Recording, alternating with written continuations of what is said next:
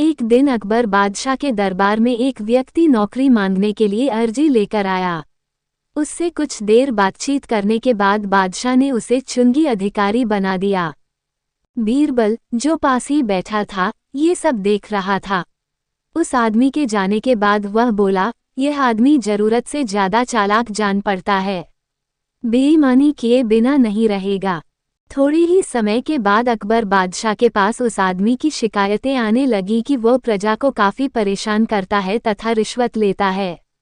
अकबर बादशाह ने उस आदमी का तबादला एक ऐसी जगह करने की सोची जहां उसे किसी भी प्रकार की बेईमानी का मौका न मिले। उन्होंने उसे घुड़साल का मुंशी मुकर्रर कर दिया। उसका काम था घोड़ों की लीद उठवाना। मुंशी जी ने वहां भी रिश्वत लेना आरंभ कर दिया। मुंशी जी साइसों से कहने लगे कि तुम घोड़ों को दाना कम खिलाते हो, इसलिए मुझे लीद तौलने के लिए भेजा गया है। यदि तुम्हारी लीद तौल में कम बैठी तो अकबर बादशाह से शिकायत कर दूंगा। इस प्रकार मुंशी जी प्रत्येक घोड़े के हिसाब से 1 रुपया लेने लगे। अकबर बादशाह को जब इस बात का पता चला तो उन्होंने मुंशी जी को यमुना की लहरें गिनने का काम दे दिया।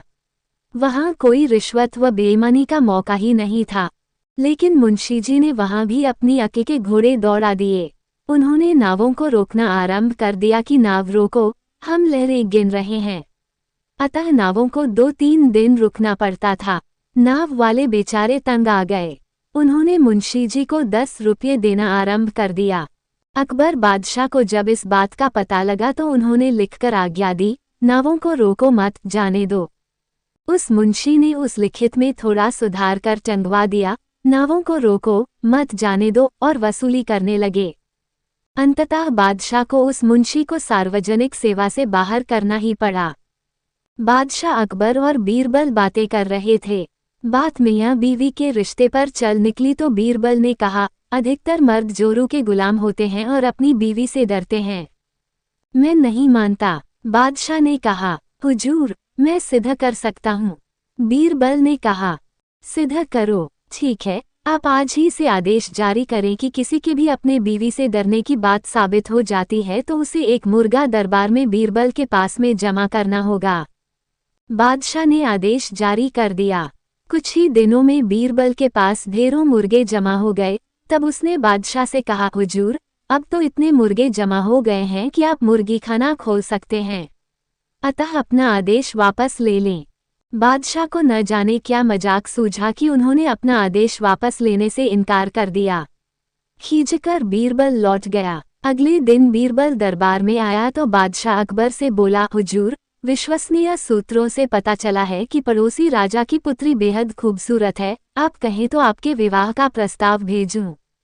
यह क्या कह रहे हो तुम? कुछ तो सोचो। जनाना खाने में पहले ही 2 हैं, अगर उन्होंने सुन लिया तो मेरी खैर नहीं। बादशाह ने कहा, हुजूर, 2 मुर्गे आप भी दे दें।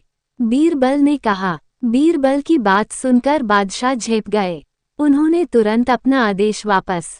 बादशाह अकबर के दरबारियों को अक्सर यह शिकायत रहती थी कि बादशाह हमेशा बीरबल को ही बुद्धिमान बताते हैं, औरों को नहीं।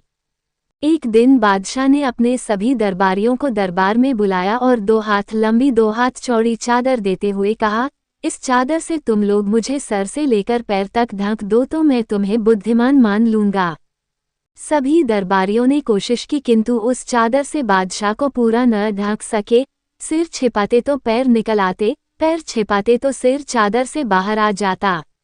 आड़ा तिरछा लंबा चौड़ा हर तरह से सभी ने कोशिश की किंतु सफल न हो सके। अब बादशाह ने बीरबल को बुलाया और वही चादर देते हुए उन्हें ढकने को कहा। जब बादशाह लेटे तो बीरबल ने बादशाह के फैले हुए पैरों को सिकोड़ लेने को कहा। बादशाह ने पैर सिकोड़े और बीरबल ने सिर से पांव तक चादर से ढक दिया। अन्य दरबारी आश्चर्य से बीरबल की ओर देख रहे थे। तब बीरबल ने कहा, जितनी लंबी चादर उतने ही पैर पसारो। एक बार अकबर ने भरे दरबार में अपने दरबारियों से पूछा, बताओ किस नदी का पानी सबसे अच्छा है?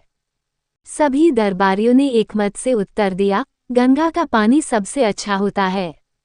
लेकिन बादशाह के प्रश्न का उत्तर बीरबल ने नहीं दिया। उसे मौन देखकर बादशाह बोले, बीरबल तुम चुप क्यों हो? बीरबल बोले, बादशाह हुजूर, पानी सबसे अच्छा यमुना नदी का होता है। बीरबल का यह उत्तर सुनकर बादशाह को बड़ी हैरानी हुई और बोले, तुमने ऐसा किस आधार पर कहा है जबकि तुम्हारे धर्म ग्रंथों में गंगा नदी के पानी को सबसे शुद्ध व पवित्र बताया गया है और तुम कह रहे हो कि यमुना नदी का पानी सबसे अच्छा होता है। बीरबल ने कहा, हुजूर मैं भला पानी की तुलना अमृत के साथ कैसे कर सकता हूँ। गंगा में बहने वाला पानी केवल पानी नहीं बल्कि अमृत है, इसलिए मैंने कहा था कि पानी यमुना का सबसे अच्छा है। बादशाह और सभी दरबारी निरुत्तर हो गए और उन्हें मानना पड़ा कि बीरबल सही कह रहे। बादशाह अकबर प्रायः भेष बदलकर सैर के लिए निकला करते थे। एक दिन वह बीरबल के साथ भेष बदलकर शहर से बाहर एक गांव में पहुंचे। वहां बादशाह ने देखा कि एक कुत्ता रोटी के टुकड़े को, जो कई दिनों की हो जाने की वजह से सूखकर काली पड़ गई थी, चबा चबाकर खा रहा था। अचानक बादशाह को दिल लगी करने की सूझी। वह बोले, बीरबल देखा, वो कुत्ता काली को खा रहा है। उद्धरण चिन्ह। काली बीरबल की माँ का नाम था। वह समझ गए कि आलमपनाह दिल लगी कर रहे हैं, किंतु इस भावना को दबाकर वे तुरंत बोले, आलमपनाह उनके लिए वही जिंदगी और नेमत हैं। नेमत बादशाह की माँ का नाम था। बीरबल के जवाब को सुनकर बादशाह को चुप हो जाना पड़ा। बादशाह अकबर की यह आदत थी कि वो अपने दरबारियों से तरह तरह के प्रश्न किया करते थे। एक दिन बादशाह ने दरबारियों से प्रश्न किया, अगर सबकी दाढ़ी में आग लग जाए, जिसमें मैं भी शामिल हूं, तो पहले आप किसकी दाढ़ी की आग बुझाएंगे। हुजूर की दाढ़ी की। सभी सभासद एक साथ बोल पड़े। मगर बीरबल ने कहा, हुजूर सबसे पहले मैं अपनी दाढ़ी की आग बुझाऊंगा, फिर किसी और की दाढ़ी की ओर देखूंगा। बीरबल के उत्तर से बादशाह बहुत खुश हुए और बोले, मुझे खुश करने के उद्देश्य से आप सब लोग झूठ बोल रहे थे। सच बात तो यह है कि हर आदमी पहले अपने बारे में सोचता है। एक दिन बादशाह अकबर ने ऐलान किया कि जो भी मेरे सवालों का सही जवाब देगा उसे भारी इनाम दिया जाएगा। सवाल कुछ इस प्रकार से थे, ऐसा क्या है जो आज भी है और कल भी रहेगा? ऐसा क्या है जो आज भी नहीं है और कल भी नहीं होगा? ऐसा क्या है जो आज तो है लेकिन कल नहीं होगा? इन तीनों सवालों के उदाहरण भी देने थे। किसी को भी चतुराई भरे इन तीनों सवालों का जवाब नहीं सूझ रहा था। तभी बीरबल बोला, हुजूर आपके सवालों का जवाब मैं दे सकता हूँ, लेकिन इसके लिए आपको मेरे साथ शहर का दौरा करना होगा, तभी आपके सवाल सही ढंग से हल हो पाएंगे। अकबर और बीरबल ने वेश बदला और सूफियों का बाना पहनकर निकल पड़े। कुछ ही देर बाद वे बाजार में खड़े थे। फिर दोनों एक दुकान में घुस गए। बीरबल ने दुकानदार से कहा, हमें बच्चों की पढ़ाई के लिए मदरसा बनाना है, तुम हमें इसके लिए 1000 रुपये दे दो। जब दुकानदार ने अपने मुनीम से कहा कि इन्हें 1000 रुपये दे दो, तो बीरबल बोला, जब मैं तुमसे रुपये ले रहा हूँगा तो तुम्हारे सिर पर जूता मारूंगा। हर एक रुपये के पीछे एक जूता पड़ेगा। बोलो, तैयार हो? ये सुनते ही दुकानदार के नौकर का पारा चढ़ गया और वह बीरबल से 2-2 हाथ करने आगे बढ़ाया। लेकिन दुकानदार ने नौकर को शांत करते हुए कहा, मैं तैयार हूँ, लेकिन मेरी एक शर्त है। मुझे विश्वास दिलाना होगा कि मेरा पैसा इसी नेक काम पर खर्च होगा। ऐसा कहते हुए दुकानदार ने सिर झुका दिया और बीरबल से बोला कि जूता मारना शुरू करें। तब बीरबल व अकबर बिना कुछ कहे सुने दुकान से बाहर निकल आए। दोनों चुपचाप चले जा रहे थे कि तभी बीरबल ने मौन तोड़ा, बंद परवर। दुकान में जो कुछ हुआ उसका मतलब है कि दुकानदार के पास आज पैसा है और उस पैसे को नेक कामों में लगाने की नीयत भी, जो उसे आने वाले कल भविष्य में नाम देगी। इसका एक मतलब ये भी है कि अपने नेक कामों से वह जन्नत में अपनी जगह पक्की कर लेगा। आप इसे यूं भी कह सकते हैं कि जो कुछ उसके पास आज है, कल भी उसके साथ होगा। यह आपके पहले सवाल का जवाब है। फिर वे चलते हुए एक भिखारी के पास पहुंचे। उन्होंने देखा कि एक आदमी उसे कुछ खाने को दे रहा है और वो खाने का सामान उस भिखारी की जरूरत से कहीं ज्यादा है। तब बीरबल उस भिखारी से बोला, हम भूखे हैं, कुछ हमें भी दे दो खाने को। ये सुनकर भिखारी बरस पड़ा, भागो यहाँ से, जाने कहाँ से आ जाते हैं मांगने। तब बीरबल बादशाह से बोला, ये रहा हुजूर आपके दूसरे सवाल का जवाब। ये भिखारी ईश्वर को खुश करना नहीं जानता। इसका मतलब यह है कि जो कुछ इसके पास आज है, वो कल नहीं होगा। दोनों फिर आगे बढ़ गए। उन्होंने देखा कि एक तपस्वी पेड़ के नीचे तपस्या कर रहा है। बीरबल ने पास जाकर उसके सामने कुछ पैसे रखे। तब वो तपस्वी बोला, इसे हटाओ यहाँ से, मेरे लिए यह बेईमानी से पाया गया पैसा है, ऐसा पैसा मुझे नहीं चाहिए। अब बीरबल बोला, हुजूर, इसका मतलब ये हुआ कि अभी तो नहीं है लेकिन बाद में हो सकता है। आज ये तपस्वी सभी सुखों को नकार रहा है, लेकिन कल यही सब सुख इसके पास होंगे। और हुजूर, चौथी मिसाल आप खुद हैं।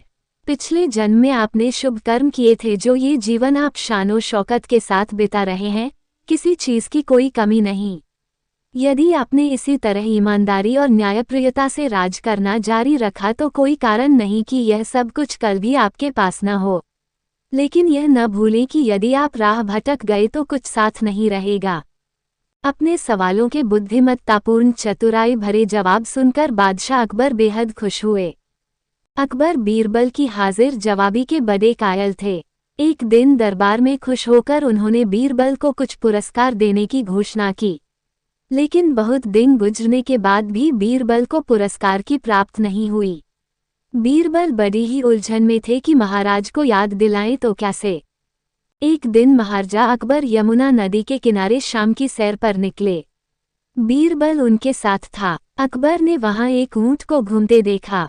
अकबर ने बीरबल से पूछा, बीरबल बताओ, ऊंट की गर्दन मुड़ी क्यों होती है? बीरबल ने सोचा महाराज को उनका वादा याद दिलाने का ये सही समय है।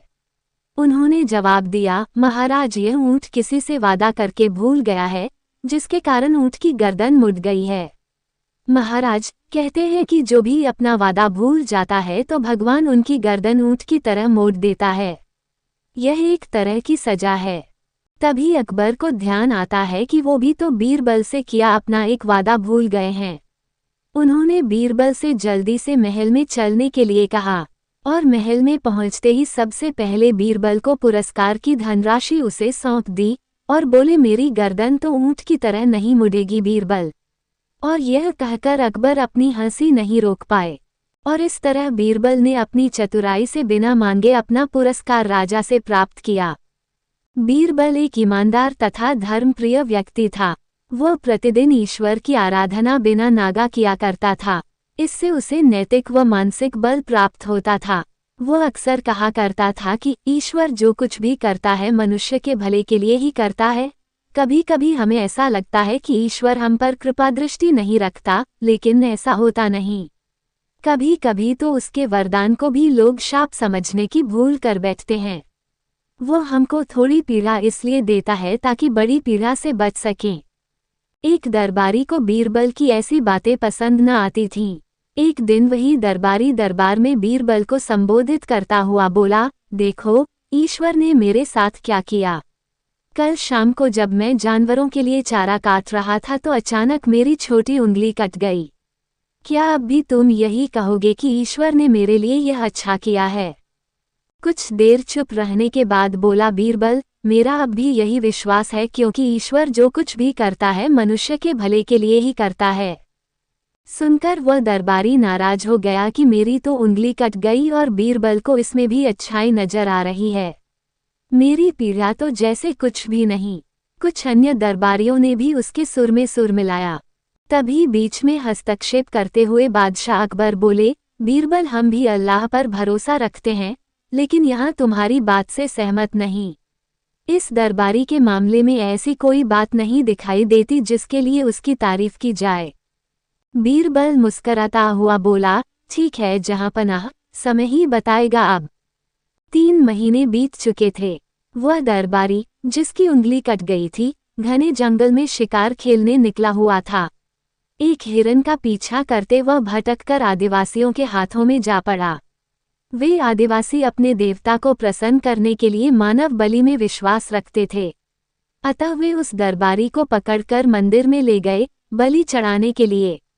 लेकिन जब पुजारी ने उसके शरीर का निरीक्षण किया तो हाथ की एक उंगली कम पाई। नहीं, इस आदमी की बलि नहीं दी जा सकती। मंदिर का पुजारी बोला, यदि 9 उंगलियों वाले इस आदमी को बलि चढ़ा दिया गया तो हमारे देवता बजाय प्रसन्न होने के क्रोधित हो जाएंगे। अधूरी बलि उन्हें पसंद नहीं। हमें महामारियों, बाढ़ या सूखे का प्रकोप झेलना पड़ सकता है, इसलिए इसे छोड़ देना ही ठीक होगा। और उस दरबारी को मुक्त कर दिया गया। अगले दिन वह दरबारी दरबार में बीरबल के पास आकर रोने लगा। तभी बादशाह भी दरबार में आ पहुंचे और उस दरबारी को बीरबल के सामने रोता देखकर हैरान रह गए। तुम्हें क्या हुआ, रो क्यों रहे हो? अकबर ने सवाल किया। जवाब में उस दरबारी ने अपनी आपबीती विस्तार से कह सुनाई। वह बोला, अब मुझे विश्वास हो गया है कि ईश्वर जो कुछ भी करता है मनुष्य के भले के लिए ही करता है। यदि मेरी उंगली न कटी होती तो निश्चित ही आदिवासी मेरी बलि चढ़ा देते। इसलिए मैं रो रहा हूँ, लेकिन ये आंसू खुशी के हैं। मैं खुश हूँ क्योंकि मैं जिंदा हूँ। बीरबल के ईश्वर पर विश्वास को संदेह की दृष्टि से देखना मेरी भूल थी। अकबर ने मंद मंद मुस्कराते हुए दरबारियों की ओर देखा, जो सिर झुकाए चुपचाप खड़े थे। अकबर को गर्व महसूस हो रहा था कि बीरबल जैसा बुद्धिमान उसके दरबारियों में से एक है। एक बार अकबर और बीरबल बागीचे में बैठे थे। अचानक अकबर ने बीरबल से पूछा कि क्या तुम किसी ऐसे इंसान को खोज सकते हो जिसमें अलग अलग बोली बोलने की खूबी हो? बीरबल ने कहा, क्यों नहीं, मैं एक आदमी जानता हूँ जो तोते की बोली बोलता है, शेर की बोली बोलता है और गधे की बोली भी बोलता है। अकबर इस बात को सुनकर हैरत में पड़ गए। उन्होंने बीरबल को कहा कि अगले दिन उस आदमी को पेश किया जाए।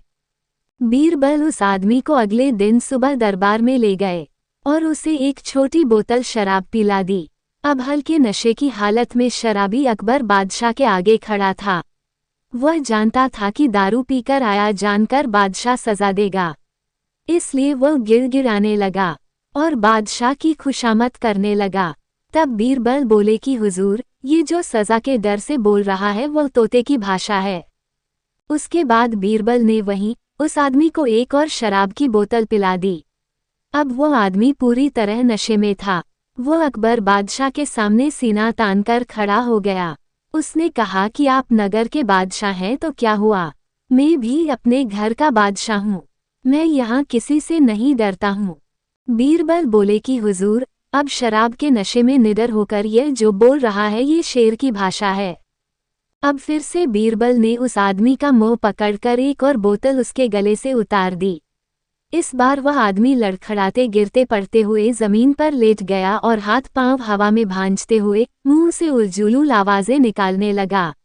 अब बीरबल बोले कि हुजूर, अब ये जो बोल रहा है वह गधे की भाषा है। अकबर एक बार फिर बीरबल की हाजिर जवाबी से प्रसन्न हुए और यह मनोरंजक उदाहरण पेश करने के लिए उन्होंने बीरबल को इनाम दिया। अकबर को शिकार का बहुत शौक था। वे किसी भी तरह शिकार के लिए समय निकल ही लेते थे। बाद में वे अपने समय के बहुत ही अच्छे घुड़सवार और शिकारी भी कहलाए। एक बार राजा अकबर शिकार के लिए निकले। घोड़े पर सरपट दौड़ते हुए उन्हें पता ही नहीं चला और केवल कुछ सिपाहियों को छोड़कर बाकी सेना पीछे रह गई। शाम घेर आई थी। सभी भूखे और प्यासे थे और समझ गए थे कि वो रास्ता भटक गए हैं। राजा को समझ नहीं आ रहा था कि वह किस तरफ जाएं। कुछ दूर जाने पर उन्हें एक तिराहा नजर आया। राजा बहुत खुश हुए, चलो अब तो किसी तरह वे अपनी राजधानी पहुंच ही जाएंगे। लेकिन जाएं तो जाएं किस तरफ? राजा उलझन में थे। वे सभी सोच में थे किंतु कोई युक्ति नहीं सूझ रही थी। तभी उन्होंने देखा कि एक लड़का उन्हें सड़क के किनारे खड़ा खड़ा घूर रहा है। सैनिकों ने ये देखा तो उसे पकड़कर राजा के सामने पेश किया। राजा ने कड़कती आवाज में पूछा, ए लड़के, आगरा के लिए कौन सी सड़क जाती है? लड़का मुस्कुराया और कहा, जनाब, ये सड़क चल नहीं सकती तो ये आगरा कैसे जाएगी? महाराज, जाना तो आपको ही पड़ेगा। और यह कहकर वो खिलखिलाकर हंस पड़ा। सभी सैनिक मौन खड़े थे। वे राजा के गुस्से से वाकिफ थे। लड़का फिर बोला, जनाब, लोग चलते हैं, रास्ते नहीं। ये सुनकर इस बार राजा मुस्कुराया और कहा, नहीं, तुम ठीक कह रहे हो। तुम्हारा नाम क्या है? अकबर ने पूछा। मेरा नाम महेश दास है महाराज, लड़के ने उत्तर दिया। और आप कौन हैं? अकबर ने अपनी अंगूठी निकालकर महेश दास को देते हुए कहा, तुम महाराजा अकबर हिंदुस्तान के सम्राट से बात कर रहे हो। मुझे निडर लोग पसंद हैं। तुम मेरे दरबार में आना और मुझे ये अंगूठी दिखाना। ये अंगूठी देखकर मैं तुम्हें पहचान लूंगा। अब तुम मुझे बताओ कि मैं किस रास्ते पर चलूं ताकि मैं आगरा पहुंच जाऊं। महेश दास ने सिर झुकाकर आगरा का रास्ता बताया और जाते हुए हिंदुस्तान के सम्राट को देखता रहा। इस तरह अकबर भविष्य के बीरबल से मिले। अकबर बादशाह को मजाक करने की आदत थी। एक दिन उन्होंने नगर के सेठों से कहा, आज से तुम लोगों को पहरेदारी करनी पड़ेगी। सुनकर सेठ घबरा गए और बीरबल के पास पहुंचकर अपनी फरियाद रखी। बीरबल ने उन्हें हिम्मत बधाई। तुम सब अपनी पगड़ियों को पैर में और पायजामों को सिर पर लपेटकर रात्रि के समय में नगर में चिल्ला चिल्ला कर कहते फिरो, अब तो आन पड़ी है। उधर बादशाह भी भेष बदलकर नगर में गश्त लगाने निकले। सेठों का ये निराला स्वांग देखकर बादशाह पहले तो हंसे, फिर बोले, ये सब क्या है? सेठों के मुखिया ने कहा, जहांपनाह, हम सेठ जन से गुड़ और तेल बेचने का काम सीख कर आए हैं। भला पहरेदार क्या कर पाएंगे? अगर इतना ही जानते होते तो लोग हमें बनिया कहकर क्यों पुकारते? बादशाह अकबर बीरबल की चाल समझ गए और अपना हुक्म वापस ले लिया। अकबर का साला हमेशा से ही बीरबल की जगह लेना चाहता था। अकबर जानते थे कि बीरबल की जगह ले सके ऐसा बुद्धिमान इस संसार में कोई नहीं है। फिर भी जोरू के भाई को वह सीधी ना नहीं बोल सकते थे। ऐसा करके वह अपनी लाडली बेगम की बेरुखी मोल नहीं लेना चाहते थे। इसलिए उन्होंने अपने साले साहब को एक कोयले से भरी बोरी दे दी और कहा कि जाओ और इसे हमारे राज्य के सबसे मक्कार और लालची सेठ दमड़ीलाल को बेचकर दिखाओ। अगर तुम ये काम कर गए तो तुम्हें बीरबल की जगह वजीर बना दूंगा। अकबर की इस अजीब शर्त को सुनकर साला अचंभे में पड़ गया। वह कोयले की बोरी लेकर चला तो गया, पर उसे पता था कि वह सेठ किसी की बातों में नहीं आने वाला, ऊपर से वह उल्टा उसे ही चूना लगा देगा। हुआ भी यही। सेठ दमड़ीलाल ने कोयले की बोरी के बदले एक ढेला भी देने से इनकार कर दिया।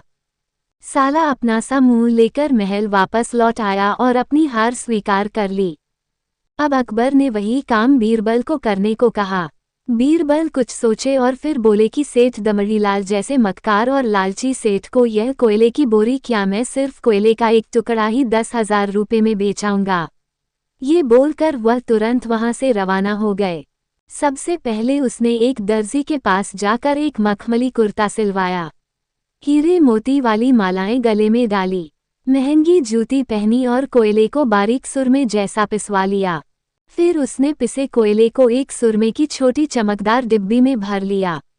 इसके बाद बीरबल ने अपना भेष बदल लिया और एक मेहमानघर में रुककर इश्तिहार दे दिया कि बगदाद से बड़े शेख आए हैं जो करिश्माई सुरमा बेचते हैं, जिसे आंखों में लगाने से मरे हुए पूर्वज दिख जाते हैं और यदि उन्होंने कहीं कोई धन गाड़ा है तो उसका पता बताते हैं। ये बात शहर में आग की तरह फैली। सेठ दमड़ीलाल को भी ये बात पता चली। उसने सोचा जरूर उसके पूर्वजों ने कहीं न कहीं धन गाड़ा होगा। उसने तुरंत शेख बने बीरबल से संपर्क किया और सुरमे की डिब्बी खरीदने की पेशकश की। शेख ने डिब्बी के 20,000 रुपये मांगे और मोल भाव करते करते 10,000 में बात तय हुई। पर सेठ भी होशियार था। उसने कहा, मैं अभी तुरंत ये सुरमा लगाऊंगा और अगर मुझे मेरे पूर्वज नहीं दिखे तो मैं पैसे वापस ले लूंगा। बीरबल बोला, बिल्कुल आप ऐसा कर सकते हैं। चलिए शहर के चौराहे पर चलिए और वहां इसे जांच लीजिए। सुरमे का चमत्कार देखने के लिए भीड़ इकट्ठा हो गई। तब बीरबल ने ऊंची आवाज में कहा, ये सेठ अभी ये चमत्कारी सुरमा लगाएंगे और अगर ये उन्हीं की औलाद हैं जिन्हें ये अपना माँ बाप समझते हैं तो इन्हें इनके पूर्वज दिखाई देंगे और गड़े धन के बारे में बताएंगे। लेकिन अगर आपके माँ बाप में से किसी ने भी बेईमानी की होगी और आप उनकी असल औलाद नहीं होंगे तो आपको कुछ भी नहीं दिखेगा। और ऐसा कहते ही बीरबल ने सेठ की आंखों में सुरमा लगा दिया। फिर क्या था, सिर खुजाते हुए सेठ ने आंखें खोली। अब दिखना तो कुछ था नहीं, पर सेठ करे भी तो क्या करे। अपनी इज्जत बचाने के लिए सेठ ने 10,000 बीरबल के हाथ थमा दिए और मुंह फुलाते हुए आगे बढ़ गए। बीरबल फौरन अकबर के पास पहुंचे और रुपये थमाते हुए सारी कहानी सुना दी। अकबर का साला बिना कुछ कहे अपने घर लौट गया और अकबर बीरबल एक दूसरे को देखकर मंद मंद मुस्काने लगे। इस किस्से के बाद फिर कभी अकबर के साले ने बीरबल का स्थान नहीं मांगा। एक दिन अकबर ने बीरबल से पूछा, बीरबल तू मुझसे कितनी बार बड़ा है? बीरबल ने विचार करते हुए कहा, राजा अगर आप मेरी बात माने तो आप मुझसे एक बार ज्यादा बड़े हैं। अकबर चौंका और बोला, कैसे? बीरबल हंसते हुए बताया, राजा जब आप गुस्से में होते हैं तो आप मुझसे बहुत बड़े और ज्यादा दर्द भरे होते हैं। एक दिन अकबर ने बीरबल से पूछा, बीरबल तुम्हें कौन कौन से बंदर आते हैं राजबाग में? बीरबल ने कहा, राजा सबसे समझदार बंदर वह होते हैं जो पेड़ की ऊंचाई पर बैठकर राजबाग का दृश्य देखते हैं। अकबर हैरान होकर पूछा, लेकिन वे बंदर कैसे समझदार होते हैं? बीरबल हंसते हुए उत्तर दिया, राजा जब वे दूसरे बंदरों को देखते हैं जो नीचे हैं तो वे उनसे कहते हैं, तुम भी ऊपर आओ, यहाँ बहुत आलसी और बेवकूफ लोग हैं। बीरबल के साथ एक दिन अकबर ने एक सवाल पूछा, अगर तुम इंतजाम में फेल हो जाओ तो क्या करोगे? बीरबल ने हंसते हुए जवाब दिया, राजा अगर मैं इंतजाम में फेल हो गया तो मैं अपनी शादी कर लूंगा। अकबर हैरान होकर पूछा, शादी? वह तो किस लिए? बीरबल ने मुस्कराते हुए कहा, राजा फेल होने के बाद मेरा यही हक है, क्योंकि इंतजाम में सफलता का एक ही मतलब है, बीरबल ने पढ़ाई की है। अगर आप हमारे चैनल पर नए हैं तो सब्सक्राइब जरूर करें नई नई वीडियो देखने के लिए। बीरबल का खोजबीन। बादशाह अकबर ने अपने दरबार में एक अजीब सा सवाल पूछा, बीरबल तूने कभी अपने दोस्तों के दिल की बातें कैसे जान ली है? बीरबल हंसते हुए बोले, बादशाह मैंने उनकी आंखों में देखा है। अकबर हैरान हो गए, कैसे? तारांकन बीरबल का गुरुकुल तारांकन। एक दिन अकबर ने बीरबल से पूछा, बीरबल तूने शिक्षा का कौन कौन सा स्रोत अपनाया है? बीरबल मुस्कुराए, बादशाह मेरा सबसे बड़ा शिक्षक जीवन है। अकबर हैरान हो गए, जीवन? कैसे? बीरबल ने बताया, जीवन ही सबसे बड़ा गुरु है जो हमें हर क्षण से कुछ सिखाता है। इससे मैंने तात्कालिक स्थितियों से निखर कर सीखा है। बादशाह ने पूछा, कैसे? बीरबल हंसते हुए उत्तर दिया, जब भी कोई कठिनाई आती है तो जीवन हमें ये सिखाता है कि समस्याओं का सामना करना ही सीखना है। विफलता से ही सफलता की ऊंचाइयों की प्राप्ति होती है। बादशाह ने कहा, तू सचमुच हर पल से सीखता है बीरबल। बीरबल ने समझाया, हाँ बादशाह, और वह सीख जीवन के अद्वितीय पाठशाला में हमेशा चलती रहती है। बीरबल ने कहा, जब मैंने उनसे पूछा कि तुम्हें मुझसे क्या चाहिए, तो जो हंसी उनकी आंखों में थी वही जवाब उन्होंने दिया। बादशाह मुस्कुराए, तूने फिर मेरे दिल की बातें कैसे जानी? बीरबल ने कहा, बादशाह जब मैंने आपकी आंखों में देखा तो वहां एक प्यार भरी बात छुपी हुई थी। वह था आपका विश्वास मुझ में, और उसे पहचाना मैंने आपकी मुस्कान में। बादशाह बोले, तू सचमुच अद्वितीय है बीरबल। एक गांव में एक बच्चा नामक छोटा सा गुलाब फूल था। वह दूसरे फूलों से हमेशा पूछता रहता, मैं इतना छोटा क्यों हूँ? क्या मैं कभी बड़ा हो सकता हूँ? एक दिन गुलाब फूल ने अपने पुराने दोस्त पेड़ की छाया में बैठे एक बुद्धिमान पिपल वृक्ष से यह सवाल पूछा। पिपल वृक्ष ने हंसते हुए कहा, बच्चा हर फूल अपनी अद्वितीयता में सुंदर होता है। तुम शायद छोटे हो, लेकिन तुम अपनी खूबसूरती में अनूठे हो। गुलाब फूल ने थोड़ी सी हिचकोले के साथ कहा, पर मैं कभी बड़ा नहीं हो सकता। पिपल वृक्ष ने समझाया, हर फूल अपनी स्थिति में पूरी तरह से खिला है और वहां पूछने की जरूरत नहीं है। तुम अपनी जगह से प्रिय हो, और जब समय आएगा तुम भी बड़े और खूबसूरत हो जाओगे। गुलाब फूल ने ये सीखा कि हर किसी का समय आता है और हर किसी का महत्व है। वो हर दिन खुशी से खिलता रहा और आत्मसमर्पण से भरा रहा। एक गांव में एक छोटी सी लड़की नामक रिया रहती थी, जो बहुत ही समझदार और सहानुभूति से भरी हुई थी। उसका सपना था कि उसे अपने गांव को सुंदर और स्वस्थ बनाने में मदद करना है। रिया ने अपने दोस्तों के साथ मिलकर एक पेड़ों की पौधारोपण अभियान शुरू किया। वे हर हफ्ते गांव के विभिन्न स्थानों पर पौधारोपण करते थे। उनकी मेहनत और संघर्ष से गांव की हर छोर से हर कोने में हरियाली बढ़ गई और वातावरण में बेहतरीन परिवर्तन हुआ। रिया ने बच्चों को प्रेरित किया और उन्हें प्राकृतिक संरक्षण के महत्व के बारे में शिक्षा दी। गांव वाले ने रिया की इस पहल को सराहा और उसे प्रकृति संरक्षिका कहा। रिया का सपना सच हो गया और उसने अपने साथियों के साथ मिलकर गांव को हरित, स्वस्थ और सुंदर बनाया। इस कहानी से हमें ये सीखने को मिलता है कि एक व्यक्ति की छोटी सी कोशिश से भी हम अपने पर्यावरण को सुरक्षित और सुंदर बना सकते हैं। एक दिन अकबर ने बीरबल से पूछा, बीरबल, तुम मुझे एक ऐसी कहानी सुनाओ जो मजेदार हो और कुछ सिखाए भी। बीरबल मुस्कुराए और बोले, हुजूर, ये कहानी समझदार गधा की है। एक गांव में एक गधा रहता था जिसका नाम मुल्ला नसरुद्दीन था। अकबर हैरान होकर पूछा, गधा और मुल्ला कैसे? बीरबल हंसते हुए जवाब दिया, हुजूर, गधा बहुत होशियार था। एक दिन गांव में एक आतंकी घुसा। सभी लोग बहुत डरे हुए थे, लेकिन गधा शानदार योजना बनाई। अकबर इंट्रिग्यूड, वो कैसी योजना थी? बीरबल मुस्कुराए, मुल्ला नसरुद्दीन गधे को अपने पीठ पर बैठाकर सभी आतंकी की ओर ले गए। लोग सोचने लगे कि गधा इन्हें क्यों ले जा रहा है। अकबर हैरान होकर पूछा, फिर? बीरबल हंसते हुए कहते हैं, मुल्ला ने कहा, दोस्तों, इन आतंकियों से बचने का एक ही तरीका है, हमें सबको एक साथ गधा बनना होगा। अकबर और बीरबल दोनों हंसते हुए मुस्कुराए और इस मजेदार कहानी से उन्होंने सीखा कि कभी कभी हास्य भी सबसे बड़ा आतंक हो सकता है। बड़े शहर फतेहपुर सीकरी में एक समय की बात है। अकबर नामक सम्राट के दरबार में बीरबल एक बुद्धिमान और विचारशील विशेषज्ञ थे। एक दिन अकबर ने बीरबल से पूछा, बीरबल, तुम्हें ऐसा क्या देखना पसंद है जो आम लोगों को नहीं दिखता?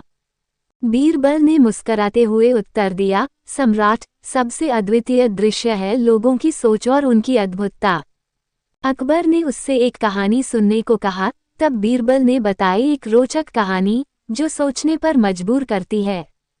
एक गांव में एक आदमी अपने खेत में सोए हुए था जब एक यात्री ने उसे पूछा, तुम अपने खेत में क्यों सो रहे हो? आदमी ने मुस्कराते हुए कहा, मैं तो सो रहा हूँ ताकि मेरे सपने पूरे हो जाएं। यात्री ने हैरान होकर पूछा, पर सपने तो सोने में आते हैं, तुम्हें खेत में क्यों सोना पड़ता है?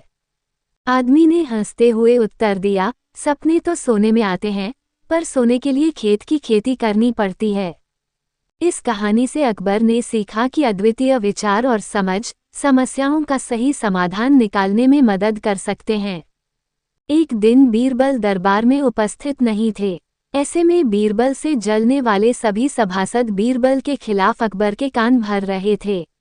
अक्सर ऐसा ही होता था, जब भी बीरबल दरबार में उपस्थित नहीं होते थे, तभी दरबारियों को मौका मिल जाता था।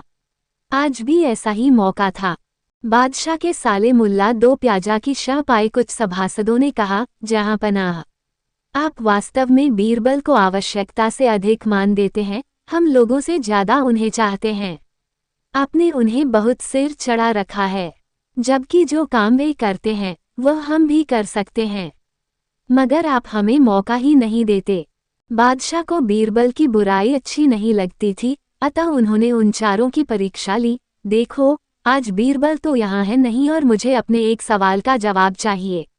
यदि तुम लोगों ने मेरे प्रश्न का सही जवाब नहीं दिया तो मैं तुम चारों को फांसी पर चढ़वा दूंगा। बादशाह की बात सुनकर वे चारों घबरा गए। उनमें से एक ने हिम्मत करके कहा, प्रश्न बताए बादशाह सलामत। संसार में सबसे बड़ी चीज क्या है? और अच्छी तरह सोच समझकर जवाब देना, वरना मैं कह चुका हूं कि तुम लोगों को फांसी पर चढ़वा दिया जाएगा। बादशाह अकबर ने कहा, अटपटे जवाब हरगिज नहीं चलेंगे। जवाब एक हो और बिल्कुल सही हो। बादशाह सलामत, हमें कुछ दिनों की मोहलत दी जाए। उन्होंने सलाह करके कहा, ठीक है, तुम लोगों को एक सप्ताह का समय देता हूँ। बादशाह ने कहा। चारों दरबारी चले गए और दरबार से बाहर आकर सोचने लगे कि सबसे बड़ी चीज क्या हो सकती है। एक दरबारी बोला, मेरी राय में तो अल्लाह से बड़ा कोई नहीं। अल्लाह कोई चीज नहीं है। कोई दूसरा उत्तर सोचो। दूसरा बोला, सबसे बड़ी चीज है भूख, जो आदमी से कुछ भी करवा देती है। तीसरे ने कहा, नहीं, नहीं, भूख भी बर्दाश्त की जा सकती है। फिर क्या है सबसे बड़ी चीज?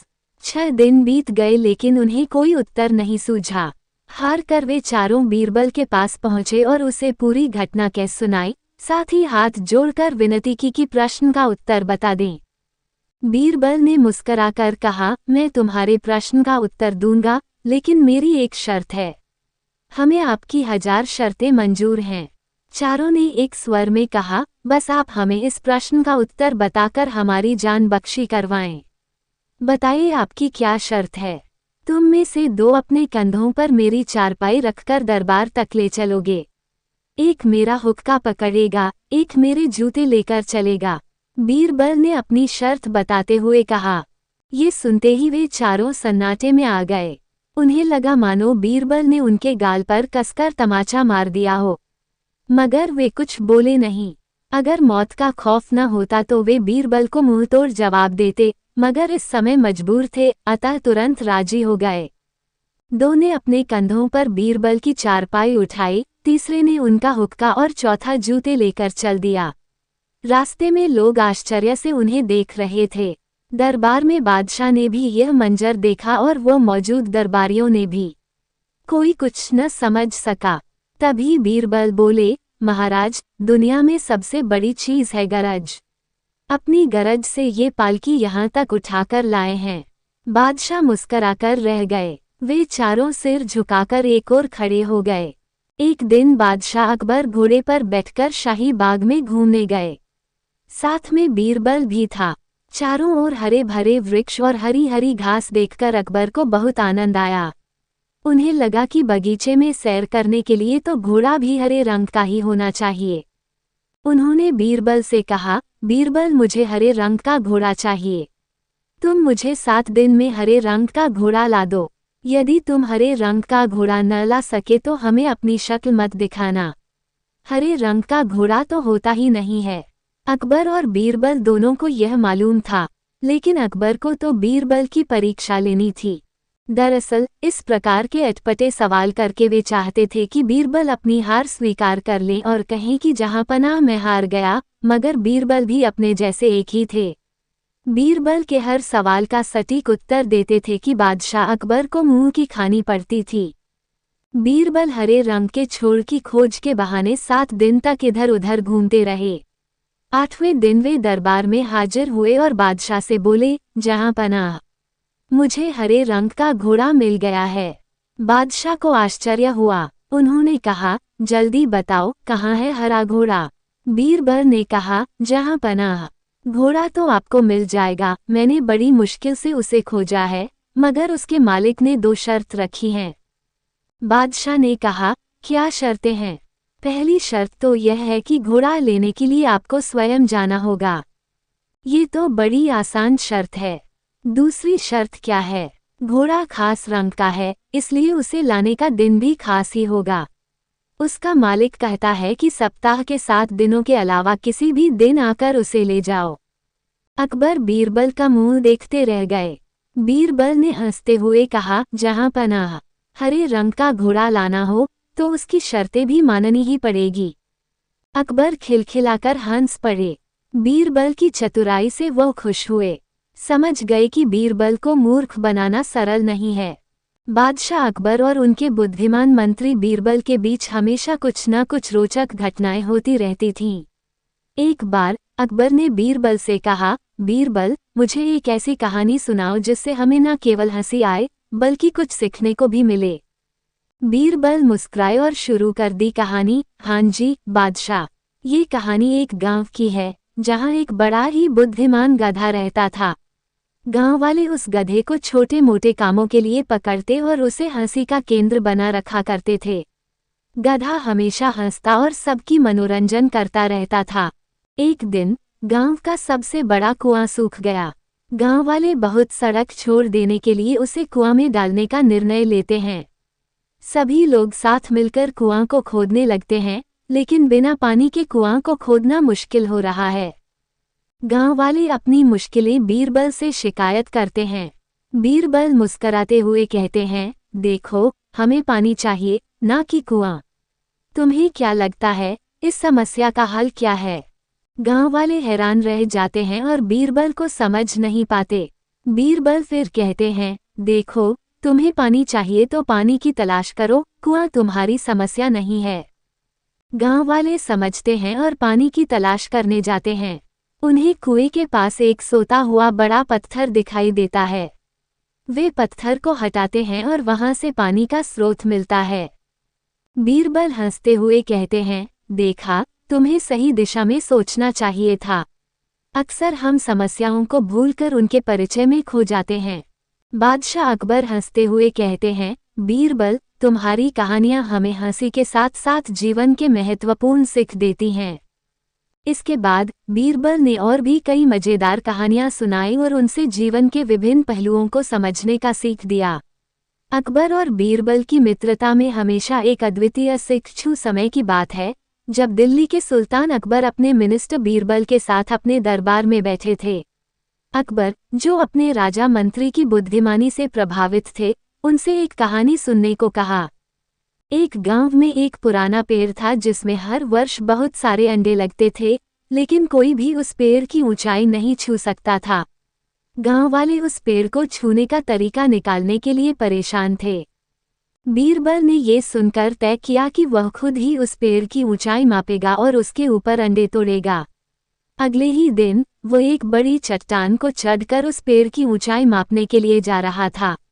लोग हैरान होकर उससे पूछे, तुम चट्टान क्यों चढ़ रहे हो?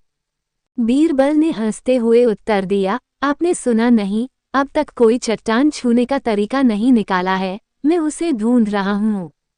इसके बाद बीरबल ने एक बड़ी बत्ती बनाई और उसे पेड़ के ऊपर लाकर रख दिया। उसने बत्ती को जलाया और पेड़ की ऊंचाई मापने के लिए बैठ गया। बत्ती की रोशनी ने सच्चाई साबित कर दी कि पेड़ की ऊंचाई बहुत छोटी है और उसे छू सका जा सकता है। इस कहानी से अकबर ने सीखा कि समस्याओं का समाधान आसान तरीके से निकाला जा सकता है और बीरबल की बुद्धिमानी ने उसे यह बताया कि गहरे विचार करके और सही समय पर सही उपाय करके ही समस्याएं हल हो सकती हैं। दिन अकबर ने बीरबल से एक नई समस्या का समाधान मांगा। अकबर ने कहा, बीरबल, मेरे दरबार में एक समस्या है जो हल नहीं हो रही। तुम्हें इसे हल करना होगा। बीरबल ने मुस्कराते हुए कहा, हुकुम, कृपया मुझे बताएं कि यह समस्या क्या है। अकबर ने बताया, हमारे राज्य में लोगों में एक अजीबियत फैल रही है। किसी भी व्यक्ति की बातों का हमें यकीन नहीं हो रहा। लोग एक दूसरे के खिलाफ बोल रहे हैं और सच्चाई की कमी हो रही है। बीरबल ने गंभीरता से कहा, हुकुम, मैं इस समस्या का समाधान निकालूंगा, परंतु मेरे पास आपसे एक प्रश्न है। अकबर ने इजाजत दी और बीरबल ने कहा, हुकुम, क्या मैं आपके दरबार में एक विशेष स्थान पर एक सप्ताह के लिए रह सकता हूँ? मैं वहाँ लोगों से मिलकर उनकी बातें सुनना चाहता हूँ। अकबर ने स्वीकृति दी और बीरबल ने एक हफ्ते तक लोगों से मिलकर उनकी बातें सुनी। उन्होंने लोगों की समस्याओं को समझा और उन्हें सुनकर वह एक सर्वसमाधान तैयार कर बैठे। एक हफ्ते के बाद बीरबल ने राजा के सामने एक बड़ी सभा बुलाई और वहां लोगों की समस्याओं का समाधान प्रस्तुत किया। उन्होंने कहा, हुकुम, समस्या का हल है कि हर व्यक्ति को अपनी बात कहने का अधिकार होना चाहिए और हमें एक दूसरे की बातें सुनने का समय निकालना चाहिए। बीरबल ने एक नया नियम बनाया कि हर महीने एक दिन राजा दरबार में खुद लोगों की सुनेगा और उनकी समस्याओं का हल निकालेगा। इससे लोगों को एक दूसरे के साथ समझदारी बढ़ेगी और समस्याओं का समाधान होगा। इस समाधान ने राजा को बहुत खुश किया और वह बीरबल की बुद्धिमत्ता को सराहना करते हुए उन्हें बड़ा पुरस्कार दिया। इसके बाद से राजा और उनके दरबार में समझदारी बढ़ी और लोगों के बीच सच्चाई की पहचान हो गई। और बीरबल की एक दिलचस्प जंगल की कहानी थी। एक दिन अकबर ने बीरबल से कहा, बीरबल, हमें जंगल में एक अजीब सी बात हुई है। हमें जानना है कि यह सच है या कुछ और है। बीरबल ने कहा, बादशाह, हम तैयार हैं जंगल का सच जानने के लिए। इस पर अकबर ने एक टीम को साथ बुलाया और जंगल की यात्रा तय की। जंगल में पहुंचकर उन्होंने एक रहस्यमयी गुफा देखी जिसमें एक पुरानी पुस्तक थी। बीरबल ने पुस्तक को खोला और पढ़ा। इस पुस्तक में हमें यही बताया गया है कि जंगल का राजा कौन है और कैसे इसे प्रसन्न किया जा सकता है। अकबर ने उत्सुकता से कहा, हमें इस राजा से मिलना चाहिए। बीरबल ने सोचा और कहा, बादशाह, हमें एक दिन का समय है राजा से मिलने के लिए। हमें धीरे धीरे और सतर्कता से आगे बढ़ना चाहिए। उन्होंने जंगल में घूमते हुए राजा के महल की ओर बढ़ते हुए एक चमकीली झील के पास पहुंचे। वहां एक राजा बैठे हुए थे, जो जंगल का राजा था। बीरबल ने बादशाह को ध्यान से देखने के लिए कहा, बादशाह, यही वह राजा है जिसके बारे में हमें पुस्तक में बताया गया है। अकबर ने आगे बढ़ते हुए राजा से मिलन की अनुमति प्राप्त की। राजा ने देखा कि अकबर और बीरबल बहुत ही शानदार रूप से सजे हुए थे। बीरबल ने कहा, महाराज, हमने आपके बारे में सुना है और यह जानना चाहते हैं कि कैसे हम आपके सेवक बन सकते हैं और आपकी खुशियों में हमारा कोई योगदान हो सकता है। राजा ने हंसते हुए कहा, तुम्हारी यह इच्छा बड़ी अच्छी है, लेकिन सबसे पहले तुम्हें एक कठिन सवाल का उत्तर देना होगा। बीरबल ने स्मित चेहरे से कहा, महाराज, हम तैयार हैं किसी भी कठिनाई का सामना करने के लिए। राजा ने एक चुनौतीपूर्ण सवाल पूछा और बीरबल ने उसे सफलता से जवाब दिया। इसके बाद राजा ने अकबर और बीरबल को अपने सेवक बना लिया और उन्हें अपने महल में स्वागत का। और बीरबल की एक मजेदार कहानी। अकबर और बीरबल की सुनहरी टोपी। समय की बात है जब बीरबल को अकबर के दरबार में सबसे महत्वपूर्ण सलाहकार के रूप में माना जाता था। एक दिन अकबर ने बीरबल से एक अजीब सी चुनौती दी। बीरबल, अकबर ने कहा, तुम्हें मेरी टोपी बनानी है जो सोने से बनी हो, और वह टोपी मेरे सिर पर पहनने योग्य होनी चाहिए। बीरबल ने मुस्कुराते हुए स्वीकृति दी और कहा, जी हुजूर, मैं आपकी टोपी बना दूंगा, पर कुछ दिन मुझे इसके लिए समय दीजिए। अगले कुछ दिनों में बीरबल ने एक बहुत ही सुंदर सोने की टोपी बनाई। अकबर ने उस टोपी को बारीकी से देखा और बहुत खुश हुए। बीरबल, तुमने ये बहुत अच्छा काम किया है, अकबर ने कहा, ये टोपी मेरे सिर पर बहुत ही अच्छी लग रही है। बीरबल मुस्कुराए और कहा, धन्यवाद हुजूर, पर इसमें एक खास बात है। ये टोपी सिर्फ बुद्धिमान और सीधे लोगों को ही पहनने के योग्य है। अकबर को ये सुनकर थोड़ी चौंकी और उन्होंने पूछा, क्या तुम मेरे बुद्धिमानी पर संदेह कर रहे हो? नहीं हुजूर, बीरबल ने कहा, मैं तो ये कह रहा हूँ कि इस टोपी को सिर्फ वही लोग पहन सकते हैं जो सीधे हैं। अकबर ने हंसते हुए कहा, मुझे समझ में आया, तुम ये कहना चाहते हो कि मैं सीधा नहीं हूँ। नहीं हुजूर, बीरबल ने हंसते हुए कहा, आप तो बहुत ही बुद्धिमान हैं, लेकिन इस टोपी का आपके लिए बनाना मुश्किल था, क्योंकि इसमें छिपी हुई बुद्धि को दिखाना मुश्किल है। अकबर ने बीरबल की चालाकी को समझा और हंसते हुए कहा, तुम सचमुच अद्वितीय हो, बीरबल। तुम्हारी ये टोपी ने मेरी बुद्धिमानी को चुनौती दी है। बीरबल और अकबर के बीच की यह मिसाल दरबार में हर किसी को हंसी में डाल दी और लोगों को ये सिखाया कि हंसी और बुद्धिमानी का मिलन हमेशा होता है। बीरबल की एक रोचक जंगल की कहानी। बहुत समय पहले की बात है, अकबर एक दिन अपने शासन में व्यस्त थे। वो अपने मंत्री बीरबल के साथ वन्य जंतुओं के बारे में सोच रहे थे। उन्होंने बीरबल से पूछा, बीरबल, हमारे राज्य में जंगल में कैसे बच्चे और जानवर सुरक्षित रह सकते हैं?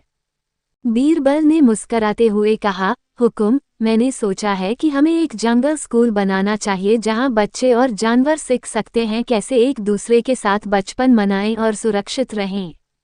अकबर ने इस विचार को मंजूरी दी और जल्दी ही एक जंगल स्कूल की योजना बनाई गई। स्थानीय जंगली लोग भी इस विचार का समर्थन करने लगे।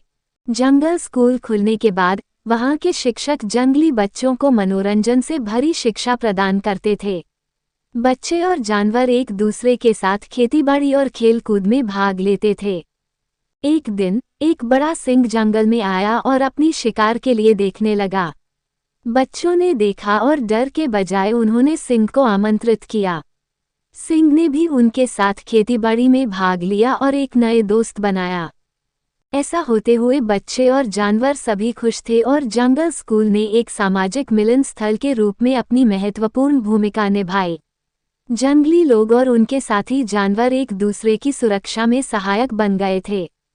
इस रूप में अकबर बीरबल की योजना ने जंगल को एक स्वस्थ और सजीव वातावरण में बदल दिया और जंगली बच्चों को नेतृत्व कौशल विकसित करने में सफलता प्राप्त की। इस कहानी से हमें ये सीखने को मिलता है कि हमें सभी को मिलकर एक दूसरे की सुरक्षा में सहायक बनना चाहिए और साझा मित्रता का पालन करना चाहिए। कि एक कहानी, अकबर ने बीरबल से पूछा, अगर तुम इस देश का राजा होते तो तुम कौन सी अहम बात करते? बीरबल ने मुस्कराते हुए कहा, राजा जी, अगर मैं राजा होता तो मैं ये पहले देखता कि कोई भूखा नहीं सो रहा। अकबर ने हैरानी से पूछा, कैसे? बीरबल ने उत्तर दिया, राजा की सबसे बड़ी जिम्मेदारी है अपने प्रजा की भलाई का ध्यान रखना। दिन बीरबल दरबार में उपस्थित नहीं थे। ऐसे में बीरबल से जलने वाले सभी सभासद बीरबल के खिलाफ अकबर के कान भर रहे थे। अक्सर ऐसा ही होता था, जब भी बीरबल दरबार में उपस्थित नहीं होते थे तभी दरबारियों को मौका मिल जाता था। आज भी ऐसा ही मौका था। बादशाह के साले मुल्ला दो प्याजा की शह पाए कुछ सभासदों ने कहा, जहां पनाह, आप वास्तव में बीरबल को आवश्यकता से अधिक मान देते हैं, हम लोगों से ज्यादा उन्हें चाहते हैं। आपने उन्हें बहुत सिर चढ़ा रखा है, जबकि जो काम वे करते हैं वह हम भी कर सकते हैं, मगर आप हमें मौका ही नहीं देते। बादशाह को बीरबल की बुराई अच्छी नहीं लगती थी, अतः उन्होंने उन चारों की परीक्षा ली। देखो, आज बीरबल तो यहाँ है नहीं और मुझे अपने एक सवाल का जवाब चाहिए। यदि तुम लोगों ने मेरे प्रश्न का सही सही जवाब नहीं दिया तो मैं तुम चारों को फांसी पर चढ़वा दूंगा। बादशाह की बात सुनकर वे चारों घबरा गए। उनमें से एक ने हिम्मत करके कहा, प्रश्न बताए बादशाह सलामत। संसार में सबसे बड़ी चीज क्या है? और अच्छी तरह सोच समझकर जवाब देना, वरना मैं कह चुका हूं कि तुम लोगों को फांसी पर चढ़वा दिया जाएगा। बादशाह अकबर ने कहा, अटपटे जवाब हरगिज नहीं चलेंगे। जवाब एक हो और बिल्कुल सही हो। बादशाह सलामत, हमें कुछ दिनों की मोहलत दी जाए। उन्होंने सलाह करके कहा, ठीक है, तुम लोगों को 1 सप्ताह का समय देता हूँ। बादशाह ने कहा। चारों दरबारी चले गए और दरबार से बाहर आकर सोचने लगे कि सबसे बड़ी चीज क्या हो सकती है। एक दरबारी बोला, मेरी राय में तो अल्लाह से बड़ा कोई नहीं। अल्लाह कोई चीज नहीं है। कोई दूसरा उत्तर सोचो। दूसरा बोला, सबसे बड़ी चीज है भूख, जो आदमी से कुछ भी करवा देती है। तीसरे ने कहा, नहीं नहीं, भूख भी बर्दाश्त की जा सकती है। फिर क्या है सबसे बड़ी चीज? 6 दिन बीत गए लेकिन उन्हें कोई उत्तर नहीं सूझा। हार कर वे चारों बीरबल के पास पहुंचे और उसे पूरी घटना कह सुनाई, साथ ही हाथ जोड़कर विनती की कि प्रश्न का उत्तर बता दें। बीरबल ने मुस्कराकर कहा, मैं तुम्हारे प्रश्न का उत्तर दूंगा, लेकिन मेरी एक शर्त है। हमें आपकी 1000 शर्तें मंजूर हैं। चारों ने एक स्वर में कहा, बस आप हमें इस प्रश्न का उत्तर बताकर हमारी जान बख्शी करवाएं। बताइए आपकी क्या शर्त है? तुम में से 2 अपने कंधों पर मेरी चारपाई रखकर दरबार तक ले चलोगे। एक मेरा हुक्का पकड़ेगा, एक मेरे जूते लेकर चलेगा। बीरबल ने अपनी शर्त बताते हुए कहा। ये सुनते ही वे चारों सन्नाटे में आ गए। उन्हें लगा मानो बीरबल ने उनके गाल पर कसकर तमाचा मार दिया हो, मगर वे कुछ बोले नहीं। अगर मौत का खौफ न होता तो वे बीरबल को मुंहतोड़ जवाब देते, मगर इस समय मजबूर थे, अतः तुरंत राजी हो गए। 2 ने अपने कंधों पर बीरबल की चारपाई उठाई, तीसरे ने उनका हुक्का और चौथा जूते लेकर चल दिया। रास्ते में लोग आश्चर्य से उन्हें देख रहे थे। दरबार में बादशाह ने भी यह मंजर देखा और वो मौजूद दरबारियों ने भी। कोई कुछ न समझ सका। तभी बीरबल बोले, महाराज, दुनिया में सबसे बड़ी चीज है गरज। अपनी गरज से ये पालकी यहाँ तक उठाकर लाए हैं। बादशाह मुस्कराकर रह गए। वे चारों सिर झुकाकर एक ओर खड़े हो गए। अकबर से कहा, सम्राट, जब आप अपनी सत्ता और बुद्धिमत्ता को सब पर दिखा रहे हैं तो लोग अच्छे भी होने चाहिए। अकबर ने कहा, मुझे यह नहीं मालूम कि लोग कैसे बेहतर बन सकते हैं। बीरबल ने हंसते हुए कहा, एक दिन मेरे पास एक बहुत पुराना और सीखने योग्य किस्सा है। वह कहानी थी, एक समय की बात है, एक गांव में एक गरीब लड़का था जिसका नाम राम था। राम को पढ़ाई का बहुत शौक था, लेकिन उसके पास किताबें नहीं थीं। राम ने अपनी मेहनत और आत्मविश्वास से पढ़ाई की और एक दिन उसने एक प्रतियोगिता जीती। इससे उसका जीवन बदल गया और वो एक शिक्षायादी बन गया। सम्राट, इस कहानी से यह सीखने को मिलता है कि हालात चाहे जैसे भी हों, सतत प्रयास और आत्मविश्वास से हम अपने लक्ष्यों को हासिल कर सकते हैं। अकबर ने मुस्कराते हुए कहा, बीरबल, तुम्हारी कहानियां हमेशा मुझे सोचने पर मजबूर कर देती हैं। कि बहुत समय पहले की बात है, दिल्ली के सुल्तान अकबर के दरबार में बीरबल नामक एक बुद्धिमान और विचारशील व्यक्ति थे। उनकी चालाकी और बुद्धिमत्ता की कहानियां उनके समय के लोगों के बीच मशहूर थीं। एक दिन अकबर ने अपने दरबार में एक बड़े आत्मविश्वासी आदमी को बुलवाया। यह आदमी अपने आप को बहुत ही प्रबल और बुद्धिमान मानता था। वह बोला, सुल्तान, मैं इस समय के सबसे बुद्धिमान व्यक्ति हूँ और मैंने दुनिया की सबसे शक्तिशाली राज्य बनाने के लिए एक अद्वितीय योजना बनाई है। अकबर ने बहुत सुना, लेकिन उन्होंने ये भी कहा, इतना ही तो वादा करने से कुछ नहीं होता, तुम्हें अपनी योजना को हकीकत में बदलकर दिखाना होगा। ये सुनकर वह आदमी थोड़ी चौंका, लेकिन फिर उसने तय किया कि उसे बीरबल के साथ मुकाबला करना होगा। उसने बीरबल को बुलवाया और उससे युद्ध में विजय प्राप्त करने की चुनौती दी। बीरबल ने ये सुनकर हंसते हुए कहा, ठीक है, हम एक आपसी प्रतिस्पर्धा करेंगे, लेकिन एक शर्त पर। उसने शर्त रखी कि जीतने वाला सबसे बुद्धिमान होगा और उसे विजय अर्जित करने के बाद उसकी योजना को सुनी जाएगी। दोनों ने सहमति दी और प्रतिस्पर्धा का समय तय किया गया। दिन बदलते गए और प्रतिस्पर्धा का दिन आया। उन्होंने एक सवारी गढ़ी और दोनों को एक बड़े मैदान में ले गए। यहाँ प्रतिस्पर्धा शुरू हुआ और दोनों ने एक दूसरे के साथ विभिन्न चुनौतियों का सामना किया। बीरबल ने चतुराई और बुद्धिमत्ता के साथ हर चुनौती का सामना किया और अपने चरम परिप्रेक्ष्य में उसे हराकर जीत हासिल की। विजयी बनकर उन्होंने वह आदमी से कहा, तुम्हारी योजना भले ही अद्वितीय हो, लेकिन बुद्धिमत्ता और चतुराई में तुम्हारी हार हो गई। उसके बाद सभी लोगों ने बीरबल की बुद्धिमत्ता की प्रशंसा की और उसके समर्थन में खड़े हो गए। समय की बात है, जब अकबर के दरबार में बीरबल नामक एक बुद्धिमान और चतुर सचिव थे। इन दोनों के बीच अनेक रोचक और शिक्षाप्रद पल घटित हुए थे। एक दिन अकबर ने अपने दरबार में एक विचार रखा, क्या कोई मेरे दरबार में इतना बुद्धिमान है जो मेरे सवालों का सही जवाब दे सके? इस प्रश्न को सुनकर बीरबल ने आक्षेपपूर्ण भाव से कहा, जी हाँ हुजूर, मैं आपके सवालों का सही जवाब देने के लिए यहाँ हूँ। अकबर ने मुस्कराते हुए कहा, तो बीरबल, अगर तुम सही जवाब दिए बिना मेरे प्रश्न को सुलझा सकते हो, तो मैं तुम्हें बड़ा इनाम दूंगा। बीरबल ने समझाया, हुजूर, इनाम की जरूरत नहीं, मैं आपके सवालों का उत्तर देने के लिए ही यहाँ हूँ। अकबर ने पहला सवाल पूछा, तुम वहाँ खड़े होकर एक सीढ़ी पर चढ़ते हैं, पर नीचे देखते ही बैठते हैं, ऐसा क्यों? बीरबल ने हंसते हुए उत्तर दिया, हुजूर, ये तो बहुत सीधा है। जब मैं सीढ़ी पर चढ़ता हूँ, तो मेरा सर ऊपर जाता है और मैं ऊपर वाले से सारी समस्याएं देख सकता हूँ, पर नीचे बैठकर मैं उन समस्याओं का सही समाधान निकाल सकता हूँ। अकबर ने हैरान होकर कहा, तुम्हारा उत्तर सही है बीरबल, अब मैं तुम्हें अपना इनाम दूंगा। बीरबल ने मुस्कराते हुए कहा, हुजूर, मेरे लिए सबसे बड़ा इनाम ये होगा कि आप मुझसे और सवाल पूछें और मैं आपको उत्तर दूं।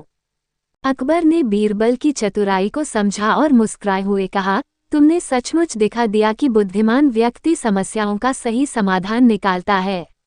तुम्हारी चतुराई की सराहना है बीरबल। इस प्रकार बीरबल ने अकबर के दरबार में अपनी बुद्धिमत्ता और विवेकपूर्ण उत्तरों से अपनी स्थानीयता बनाए रखी और उनकी कहानियां हमें आज भी सीख देती हैं। एक दिन अकबर ने बीरबल से कहा, बीरबल, मुझे एक नई कहानी सुनाओ जो हमें कुछ नया सिखाए। बीरबल मुस्कुराए और शुरुआत की, हुजूर, एक गांव था जहां एक बड़ा मेला होने वाला था। गांव वाले बड़ी उत्सुकता से इस मेले की तैयारियों में जुटे थे। एक आदमी ने देखा कि एक युवक एक बड़े सा बालू का पहाड़ बना रहा था।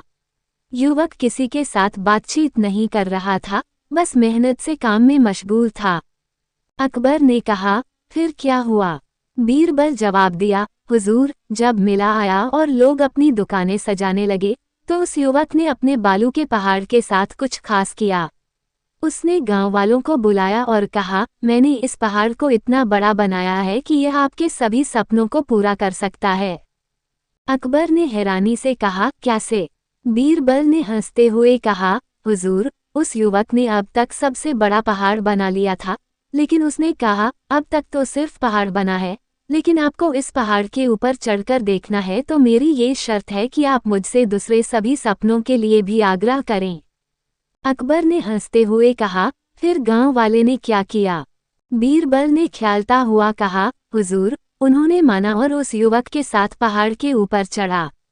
जैसे ही वह पहाड़ के ऊपर पहुंचे, वहां से उन्हें गांव का सुंदर दृश्य दिखाई दिया। गांव वाले हैरान हो गए क्योंकि उन्होंने सोचा था कि ऐसा कुछ हो ही नहीं सकता था। अकबर ने कहा, तो ये कहानी हमें क्या सिखाती है, बीरबल? बीरबल मुस्कुराए, हुजूर, ये कहानी हमें ये सिखाती है कि किसी भी मुश्किल को पार करने के लिए हमें अपनी मेहनत और संघर्ष में सहारा लेना चाहिए। हमें अपने सपनों को पूरा करने के लिए आत्मविश्वास रखना चाहिए, चाहे दुनिया हमें कैसे भी देखे। रजा बहुत दिनों से अपने राज्य को बहुत अच्छे से संभाल रहा था, परंतु उसके मन में एक सवाल बार बार उठता रहता था, मेरी प्रजा क्या मुझसे संतुष्ट हैं? रजा ने ये सोचा कि वह अपने राज्यवासियों के साथ सीधे संपर्क में रहने का एक नया तरीका अपनाएगा। रजा ने एक दिन नागरिक सभा बुलाए और उनसे कहा, मैं चाहता हूं कि आप मुझसे खुले मन से बातें करें और मुझे ये बताएं कि आपको कैसे सुधारता जा सकता हूं। सभा में शांति के माहौल में एक व्यक्ति ने अपनी बात कही, राजा, हमारे क्षेत्र में शिक्षा की कमी है, बच्चे दूर के गांवों तक पढ़ाई के लिए बहुत दूर जाना पड़ता है। रजा ने तत्परता से कहा, ये समस्या हल करने के लिए मैं एक नया योजना बनाऊंगा। हमारे क्षेत्र में नए शिक्षा केंद्र स्थापित करेंगे ताकि हर बच्चा अच्छी शिक्षा पा सके। एक और सभागृह ने कहा, राजा, बेरोजगारी की समस्या हमें बहुत सताती है, कृपया इस पर भी ध्यान दें। रजा ने मुस्कुराए, मैं समझता हूं कि बेरोजगारी भी एक बड़ी समस्या है। हम नए उद्यमों को बढ़ावा देने वाली योजनाएं ला रहे हैं जिससे नौकरियों का संबंध बना रह सके। सभागृहों ने अपनी समस्याएं रजा के सामने रखीं और उन्होंने वाद विवाद सुना। रजा ने उनके सुझावों को ध्यान से सुना और 1 सप्ताह के भीतर राज्य के विभागों को इन समस्याओं का समाधान निकालने का आदेश दिया। इसके परिणामस्वरूप नए शिक्षा केंद्र स्थापित किए गए, नौकरी पाने में सहारा मिलने के लिए नए उद्यमों का समर्थन किया गया और बेरोजगारी को कम करने के लिए उपाय अच्छी तरह से कार्यान्वित किए गए। राजा ने 1 महीने बाद फिर से सभा बुलाई और पूछा, क्या आप सभी संतुष्ट हैं? सभागृह ने मिलकर कहा, हाँ, हम सभी बहुत खुश हैं कि राजा ने हमारी बातें